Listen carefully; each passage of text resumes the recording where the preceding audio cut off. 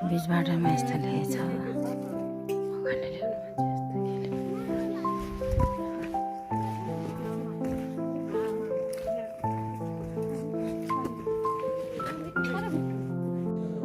अब हामी यो ठाउँमा चिया खाने है।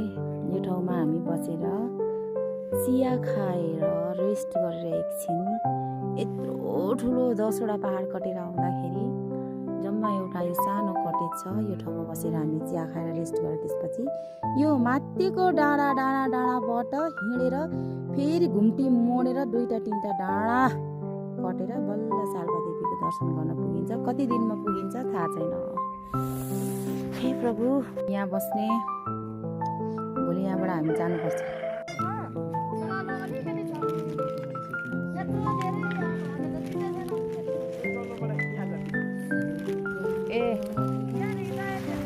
मेरो भाइलाई के होला नि अहिले, म त मेरो बाबुको याद हामी यस्तो ठाउँमा आएको छौँ है। गुराँस फुलेको हात देखाएपछि म भन्छ नि त मान्छेले फुट्न गयो। अर्काको भिडियो हाल्यो कि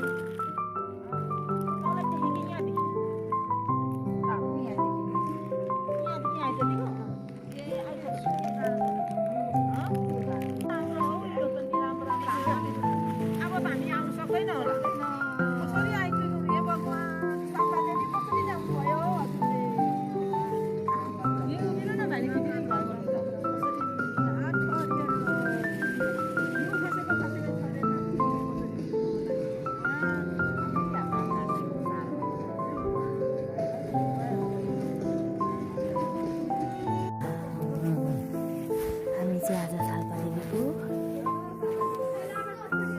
दर्शन गर्ने क्रममा यहाँनिर हाम्रो पोखरातिर भए जस्तै कन्सल्ट भएको रहेछ है। ओ यहाँ तल हेर्नु कन्सल्ट प्रोग्राम ल सानो मेला लागेको रहेछ। हाम्रो आज सालपा देवी माताको दर्शन गर्ने क्रममा अहिले हामी सालपा देवी तालको छेउछाउमा बास बस्न आएको छौँ। हाम्रो पोखरातिर मेला लागे जस्तै यहाँ पनि यस्तो मेला लाग्ने रहेछ। चिटिक्क परेको मेला।